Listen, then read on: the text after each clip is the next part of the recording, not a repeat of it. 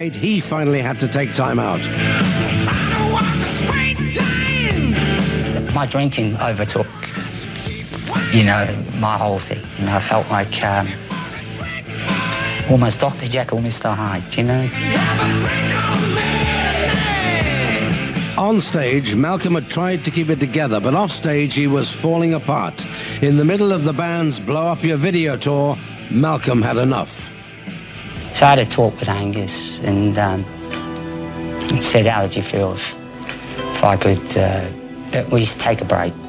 I think he was worried about me, that he'd be disappointing me. But he turned and he said, look, I'm gonna, you know, I'll have to stop, you know, because if I continue, he felt he'd become a casualty, you know. And he was a big enough man to turn around and say, you know, I can't cope with this. So I was letting people down. I was making people get worried about me.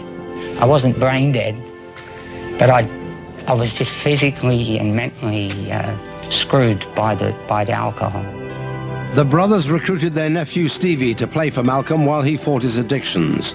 In time, and with the help of Alcoholics Anonymous, Malcolm was once again able to pick up his guitar.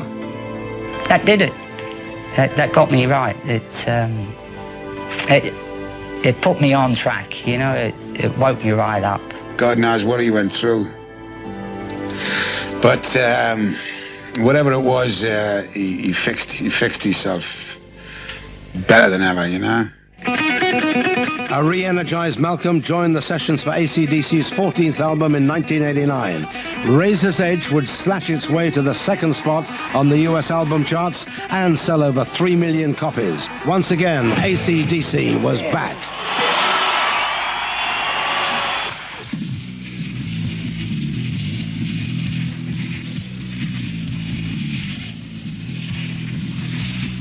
It was all back to normal, like, you know. So that's about all I can say about that, you know. It was a detour, a bad detour I had to take, you know. And just hoping I never go that way again. Malcolm had changed his destiny, but death had not yet finished haunting the band. On January 18th, 1991, a concert in Salt Lake City, Utah, turned into a nightmare.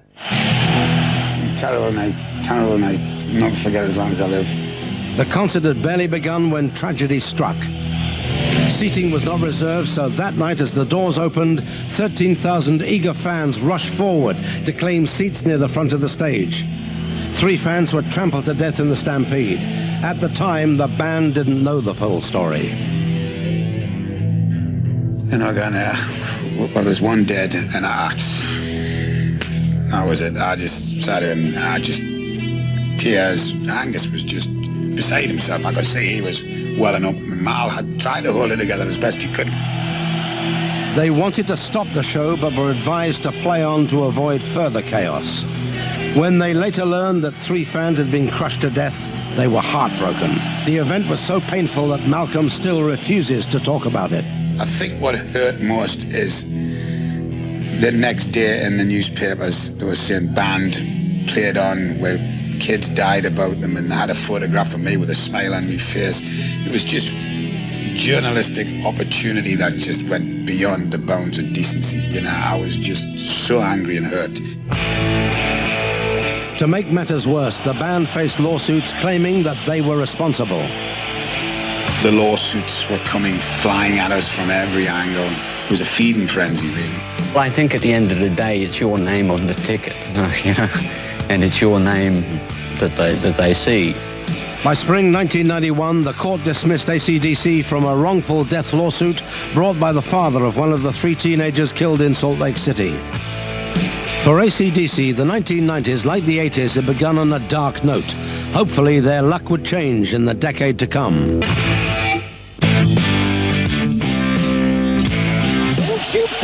After the tragic events of Salt Lake City, it was to the former Soviet Union that AC/DC would turn to raise the band's spirits.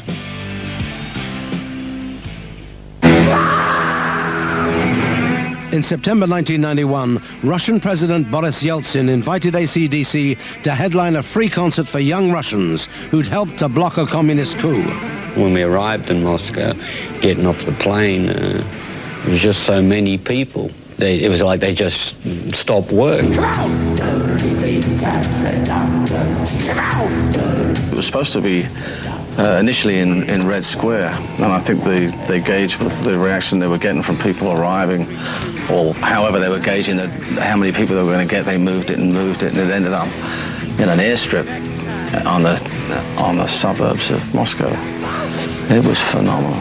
On the night of September 28th, 1991, over 1 million Russians rocked with AC/DC at a former Soviet airbase. That was a great gig. I remember walking on there and just, my heart was beating, I mean, it was just forever. The band left Moscow with a renewed sense of optimism.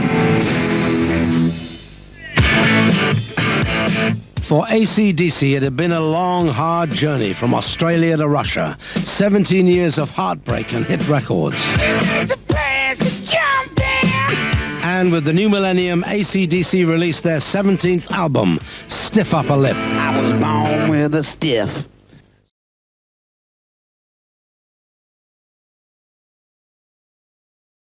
Album, in as much as Malcolm and Angus had everything ready to go. So we basically just had to come along and perform as best we could. Really, really pleased with it. Angus and Malcolm Young still remain the heart and soul of the band that they've led and loved for more than a quarter of a century. There's no doubt about it. It's the sound of the band. It's the combination of the guitars. We can read each other's minds. Angus and Malcolm may look older these days, but their rock and roll philosophy hasn't changed since they first formed their dream band back in the 70s. We're ready to rock and roll.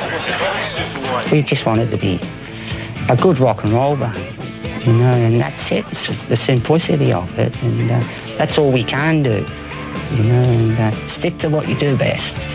That's what we do best, And that's what I enjoy best, getting on a stage and, plucking my guitar. They say we keep doing the same stuff, but rock and roll's been around since the 50s. I mean, real rock and roll. There's a lot of pretenders out there.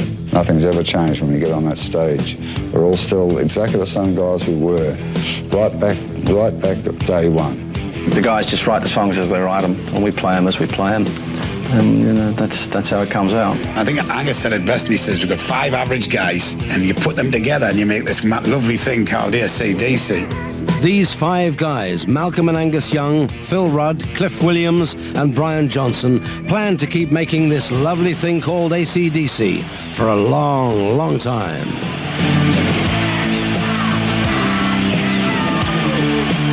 We feel we're timeless, and trends come and go, and we'll still be running through the trends, and sometimes we may do really well, sometimes maybe not so well, but it won't never change. And, there's nowhere for us to go, believe me.